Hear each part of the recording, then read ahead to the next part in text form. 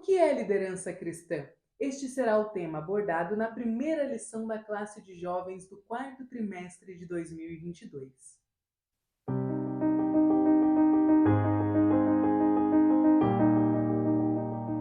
A paz do Senhor, querido aluno e professor da Escola Bíblica Dominical. Eu sou a irmã Damaris e sou professora da IBD, na congregação em que sirvo ao Senhor aqui na Assembleia de Deus em Curitiba. E hoje eu estou aqui para que juntos nós possamos estudar esta primeira lição da classe de jovens. Já que nós estamos começando um novo trimestre, eu desejo que você, professor, seja capacitado pelo Senhor para ensinar, para ministrar aos seus alunos as verdades bíblicas destas lições. Também desejo que você, aluno, seja capacitado pelo Senhor para adquirir conhecimento, para aprender. Antes de começarmos a aula, por favor, peço que você deixe o seu like, se possível, deixe o seu comentário, sugestão, alguma dica e também inscreva-se aqui no canal. Desta forma você estará me ajudando a crescer este canal. Vamos começar a nossa aula? Então, o título é O que é liderança cristã? A lição 1, que é esta aula, será ministrada no dia 2 de outubro de 2022 e o texto principal está lá em 1 Pedro, capítulo 5, versículo 2, e diz o seguinte: apacentai o rebanho de Deus que está entre vós, tendo cuidado dele, não por força, mas voluntariamente, nem por torpe ganância, mas de ânimo pronto. E o resumo da lição diz que conhecer o conceito de liderança contribui para que possamos ajudar nossos líderes a cumprirem com o seu chamado. Aqui ao lado nós temos essa sessão de leitura semanal, este cronograma, e eu sugiro que você, professor, incentive os seus alunos a lerem, a seguirem o cronograma de leitura semanal, porque desta forma eles estarão conseguirão se aprofundar biblicamente no tema que será abordado na lição. Então, no caso da lição desta semana, é liderança cristã, e eles poderão assim ter mais base, mais fundamento bíblico a respeito do tema. A lição vai colocar aqui para nós, na lição de professores, algumas sessões que nos ajudam a montar, planejar uma aula que seja bastante didática, ou seja, que nossos alunos possam compreender. Então nós temos aqui 3 objetivos. O primeiro é apresentar o conceito de liderança, o segundo, expor as partes do trabalho de um líder, e o terceiro, saber o que não é liderança. Nós temos aqui também uma orientação pedagógica para que a aula se inicie com a seguinte pergunta: o que é ser um líder? E então nós ouviremos as respostas dos nossos alunos, dos nossos jovens, e após poderemos dizer que, segundo Chuck Swindoll, o líder é qualquer pessoa que influencia os outros, ou seja, líder é quem influencia. E também nós temos aqui um quadro que apresenta algumas afirmações a respeito do que é liderança, que você pode ler para os seus alunos ou pedir que eles leiam e debater, conversar a respeito destas afirmações para saber se elas são verdadeiras ou não. E na sequência, nós temos aqui o texto bíblico, os 6 versículos que estão lá em Efésios 4, do 11 ao 16, e você pode contar com a ajuda dos seus jovens para ler estes versículos. Professor, fica ao seu critério saber se você vai começar a sua aula com uma pergunta para atrair a atenção dos alunos, ou se vai começá-la já pela leitura bíblica, pela leitura aqui dos textos. Das duas formas, você conseguirá com certeza conduzir uma aula que consiga passar aos seus alunos as verdades bíblicas. Eu gosto sempre de preparar a aula pensando nos alunos que nós temos. Então, pensando no tipo de aluno que você tem, no formato de classe que você tem, você pode preparar. Se vai começar pela leitura bíblica, ou se vai começar perguntando, se vai começar tentando atrair a atenção dos alunos, fica a seu critério. Então, após a leitura bíblica e este começo, que está aqui sugerido na orientação pedagógica, nós entramos na introdução da nossa aula, que relata que muitos debates a respeito de liderança estão acontecendo atualmente, tanto no mundo corporativo quanto na igreja.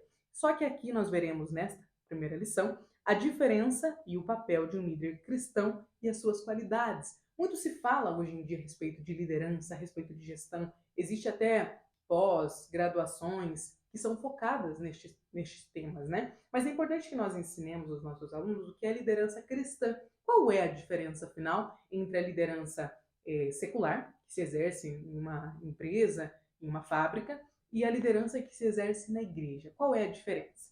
Então, o primeiro ponto vai abordar o que é liderança e vai definir, vai ter ali no ponto 1, né, a definição do termo, dizendo que liderança, né, que liderar é a pessoa que vai à frente, é a pessoa que conduz pessoas, que orienta, que guia nas mais diferentes situações de vida.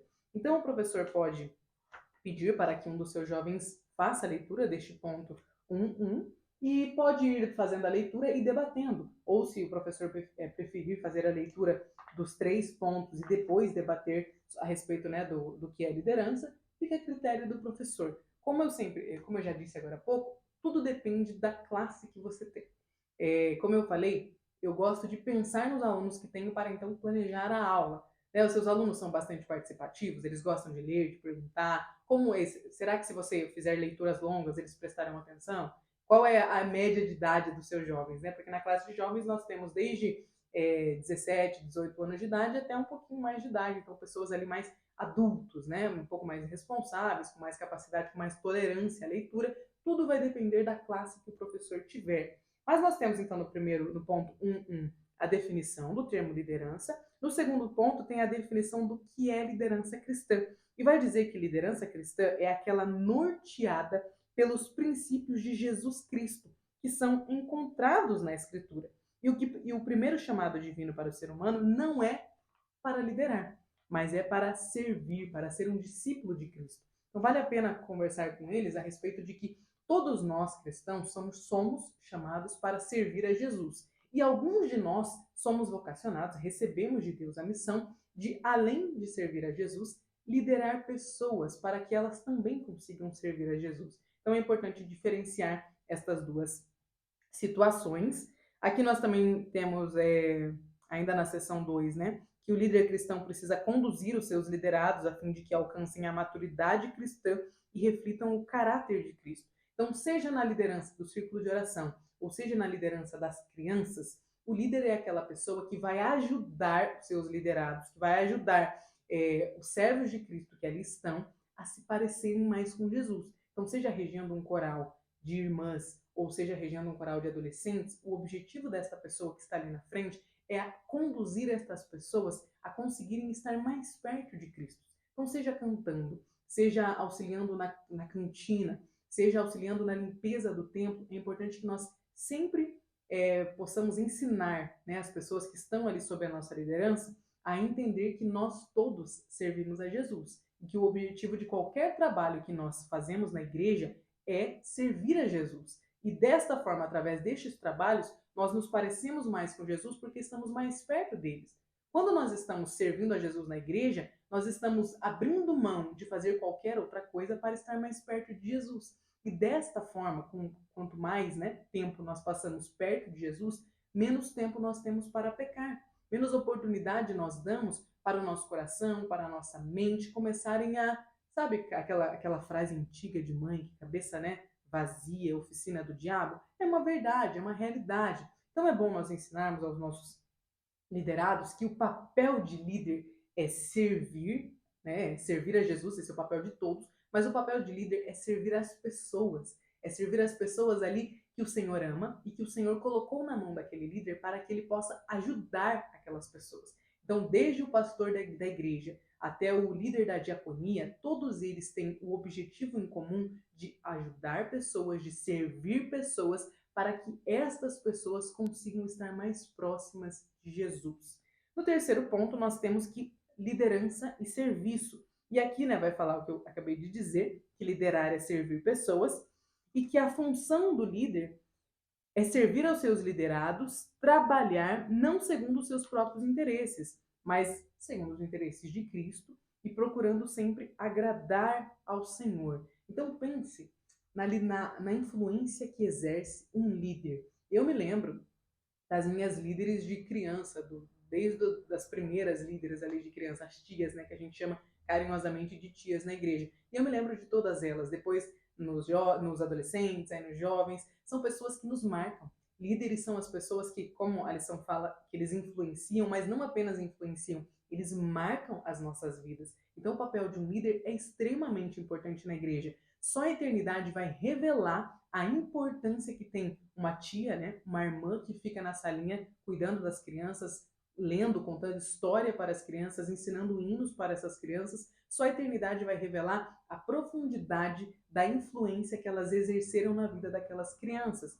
Como eu disse a vocês, eu me lembro até hoje de cada uma das tias que passaram, né, que me ensinaram, que estiveram ali comigo, são extremamente importantes. Então, o papel do líder dentro da igreja é muito importante, é muito necessário, e nós precisamos que cada vez mais hajam pessoas dispostas a, além de servir a Jesus, também servir pessoas e ajudá-las a estar mais perto de Cristo. Logo em seguida, nós temos o subsídio 1, que vai trazer a diferença entre liderança e gestão. Então, a questão dos subsídios fica a critério do professor, né? A lição tem 3 subsídios, um a cada ponto. Então, fica a critério do professor fazer a leitura e comentar o que está no subsídio ou não. Tudo depende do tempo que você terá. Em algumas classes, nós conseguimos cumprir todas as sessões da lição, porque são classes um pouco mais retraídas. Mas em algumas classes onde os alunos perguntam bastante, interagem bastante, fica difícil às vezes até chegar no final do ponto 3, né? Fica difícil chegar na conclusão. Então, a questão da leitura dos subsídios fica a critério do professor. Se o professor não conseguir ler o que está no subsídio, pode apenas mencionar o que está escrito ali. No ponto 2, nós temos parte do trabalho de um líder. Então, primeiro ponto, descobrir novos talentos. Uma das funções do líder é identificar as habilidades, as aptidões e a vocação de seus liderados e ajudando-os no seu desenvolvimento. Então, nós temos aqui esse ponto da importância de um líder não apenas liderar, mas descobrir novos talentos. Então, um líder ele não pode pensar só no meu período de liderança será assim, será maravilhoso, eu vou ser o melhor líder. Não, o líder não pode pensar de forma egoísta. Ele precisa pensar que o tempo dele irá passar e será necessário que outra pessoa esteja preparada para substituí-lo. Eu sei que é um pensamento que precisa deixar de lado o egoísmo e nem sempre nós estamos prontos para deixar o nosso egoísmo de lado. Ainda mais quando nós estamos no papel de líder, quando nós estamos nesta função que está em evidência. Mas nós precisamos aprender que um bom líder deixa discípulos. Lembre-se que após Moisés era necessário que houvesse um Josué. Então nós não podemos apenas achar que por sermos Moisés, por exercermos uma grande liderança, nós não tenhamos alguém que nos substitua. Não será assim. Ah, depois que eu sair vão sentir a minha falta. Não pode ser assim. A obra de Deus não pode parar. É necessário que haja sempre pessoas chegando para substituírem. A obra de Deus ela é dinâmica. Então aqui está a necessidade de um líder descobrir novos talentos.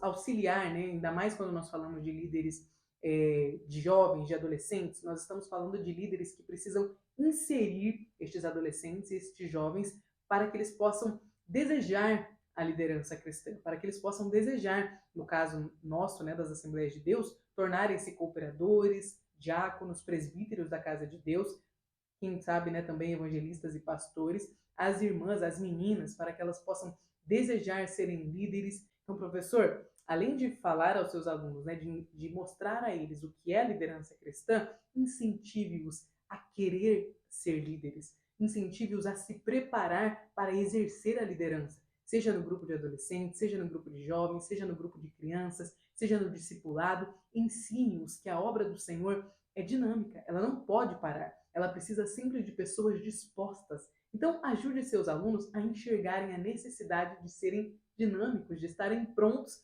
para exercerem a liderança. Amém? Nós temos aqui no segundo ponto, no 2.2, no caso, né? Guiar. Então, parte do trabalho de um líder é também guiar os seus liderados, é orientá-los. E aqui usa o exemplo do Salmo 23, quando o salmista mostra a necessidade e o anseio que o ser humano tem de ser guiado, de ser conduzido por outra pessoa. No 2.3, nós temos o abençoar, que o desejo de Deus é que todos sejam abençoados, conforme vemos na promessa que ele fez a Abraão, e que o verdadeiro líder procura sempre abençoar seus liderados. José, enquanto governador do Egito, perdoou e abençoou seus irmãos, mesmo depois de tudo o que eles fizeram. Então veja a importância de um líder abençoar seus liderados. Nós precisamos compreender, e a nossa geração tem perdido bastante, o conceito de bênção. Nós precisamos entender que quando estamos numa posição de liderança, o Senhor nos concede o direito de abençoar. Então, professor, abençoe os seus alunos, ensine-os que quando estiverem na posição de liderança, eles precisam abençoar os seus liderados. Temos aqui o subsídio 2, que, como eu disse, segue a mesma questão do subsídio 1. Fica a critério do professor fazer a leitura ou não. E no ponto 3, nós temos o que não é liderança. Então veja que a lição ela é dividida de uma forma bastante didática. Cada um dos objetivos tem, como eu falei aqui, né, apresentar o conceito de liderança. Aí nós temos aqui o ponto 1, que fala o que é liderança. O ponto 2, expor as partes do trabalho de um líder. Nós temos aqui no ponto 2 esse objetivo sendo cumprido. E o ponto 3, que vai falar sobre saber o que não é liderança, está aqui no que não é liderança, no que nós iremos falar agora. Então veja a importância de seguir a lição. Quando nós recebemos essa lição, nós não precisamos criar uma nova lição, nós não precisamos preparar uma aula fazendo novos pontos. Nós podemos seguir cada ponto que a lição nos traz, porque ela já está dividida de forma bastante organizada, de uma forma que fará com que seus alunos possam compreender. Então, no ponto 3, que não é liderança, coloca aqui que liderar não é agir com arrogância. Então, o líder precisa ser humilde. Eu sei que a posição de liderado, de liderado não, né? Que a posição de líder geralmente traz um inflar do ego. Então, muitas pessoas, quando estão na posição de líder, acabam se tornando arrogantes. Ou seja, né? Agora que eu sou líder, faz isso, faz aquilo. Inclusive, existe uma confusão que algumas pessoas acreditam que liderar é mandar, que exercer a liderança é ditar ordens, é mandar com que as pessoas sigam as suas regras. Isso não é verdade. Nós temos Jesus, o modelo de líder, que era um líder humilde. Nós estudaremos sobre isso, inclusive. Então, nós temos aqui que liderar não é agir com arrogância. O líder não pode ser essa pessoa porque ele está numa posição de evidência. E ele precisa transparecer, ou seja, ser mais parecido com Jesus do que qualquer outra pessoa. É claro que o líder é humano, falaremos disso na próxima aula, mas nós precisamos entender que a posição de liderança exige de nós um comprometimento a mais com o reino. E este comprometimento a mais, porque nós influenciamos mais pessoas na posição de líder, nós precisamos estar mais fundamentados ainda na palavra de Deus. E a palavra de Deus nos ensina a ser humildes. E aqui vai dizer que o líder precisa agir com humildade e vigilância. O líder não é melhor e nem pior do que ninguém. Ele é um servo que está na mesma posição hierárquica e o seu objetivo é promover o reino de Deus. O crescimento tem que ser sempre do reino e não do líder. O melhor líder não é aquele que aparece mais. O melhor líder é aquele que provoca maior crescimento do reino.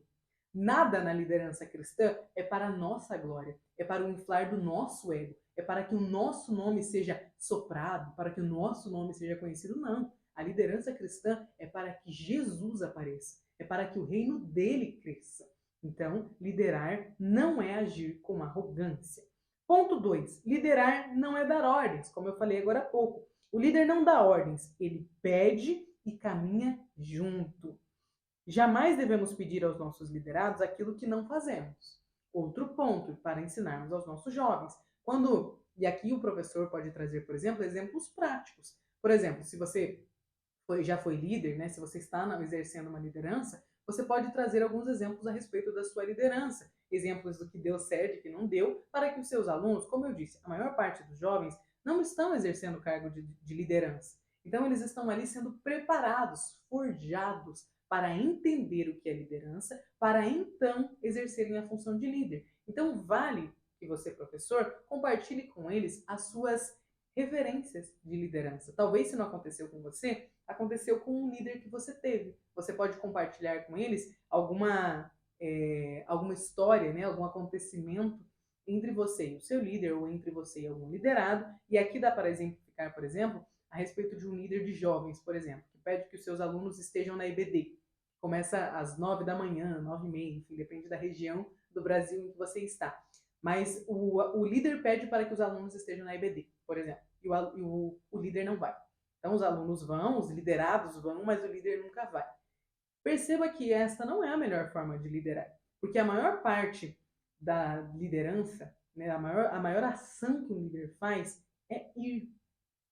um líder ele tem a função, ele tem a necessidade de estar diante, ou seja, de estar à frente dos seus liderados.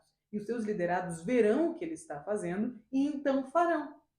Então perceba que um líder é o primeiro que precisa ir. Por isso ele não pode só dar ordens, porque ele precisa ser a pessoa que cumpre as ordens que ele mesmo passa. Então este líder não pode apenas se sentar e falar, vai lá, faz isso, não faz. Não.